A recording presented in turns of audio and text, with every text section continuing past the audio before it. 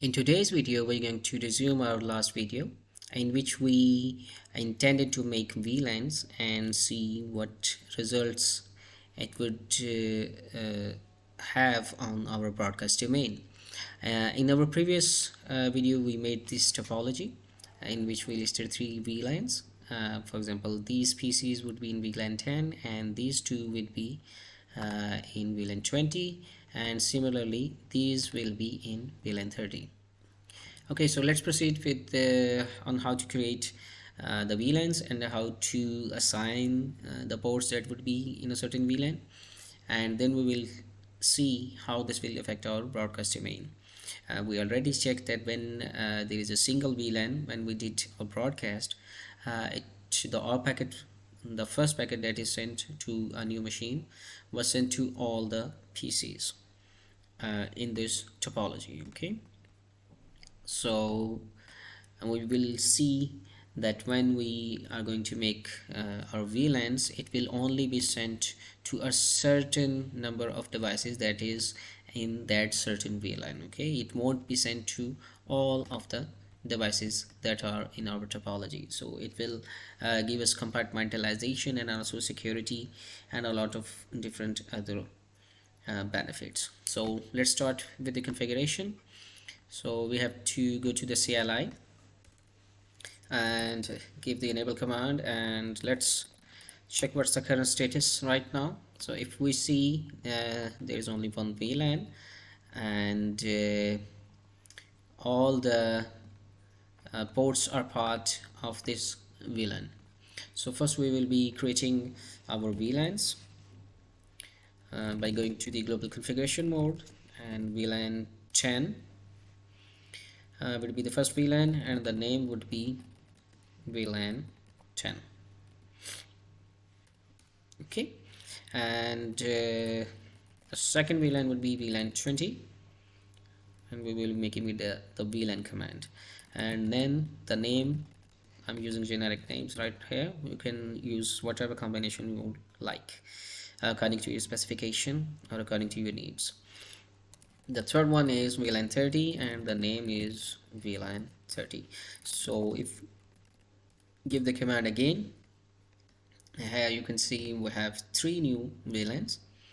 So the VLANs are there. Now we have to give the ports or assign the ports to these certain VLANs. So the symmetry here is that we are going to make these FS01 and 02 part of VLAN 10, 3 and 4 part of VLAN 20, and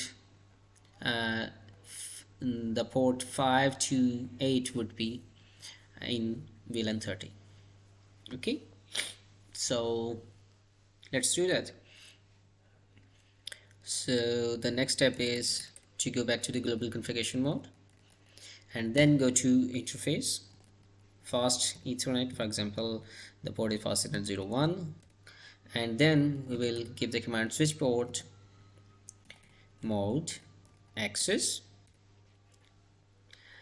This is the command that we use on the ports and that are going to use end devices. Okay, so whenever we are going to assign a port that would have an end device at the other end, we are going to have to give it the mode of access. Okay, and the second is switch port access, that which VLAN we want this port to be a part of. So this command will do that. So when we write switch port access VLAN 10, and this will tell the switch that the port FA01, that means the fast Ethernet 01 port, will be part of the VLAN 10 and its mode is access. That means that only end devices will be connected here.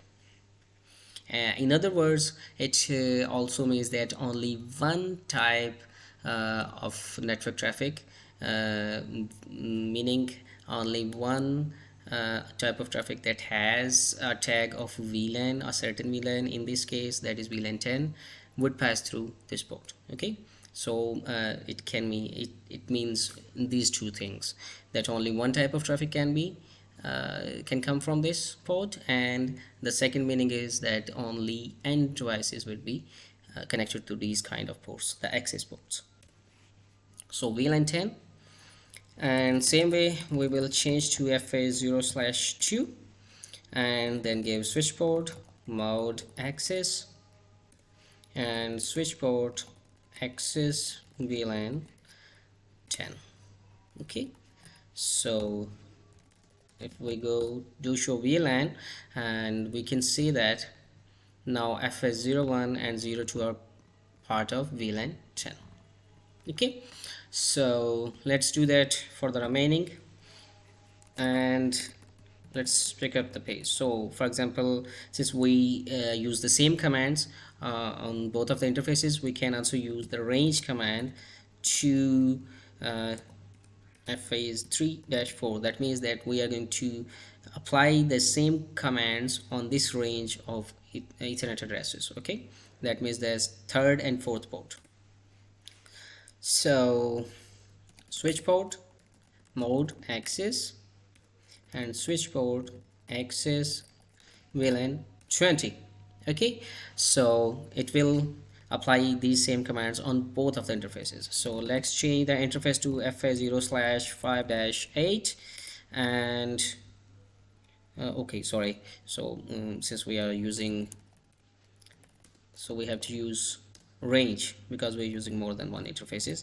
FA-5-8 and switch port mode access and then switch port access VLAN 30 would be the third one. Okay, so exit to show VLAN, and we will see that all the ports will be assigned to our PCs.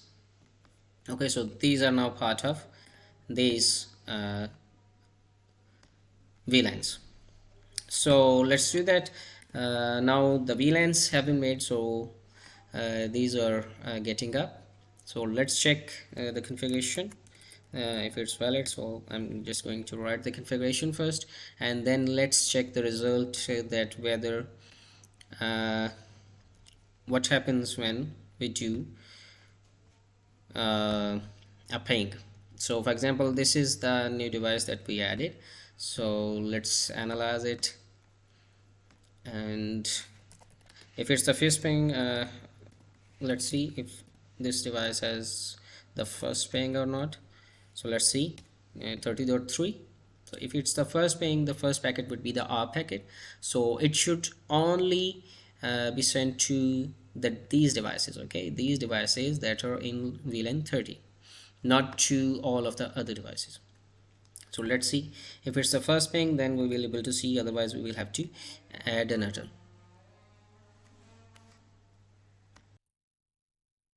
So the packet is sent to the switch, and from here the packet is only sent to the other two devices.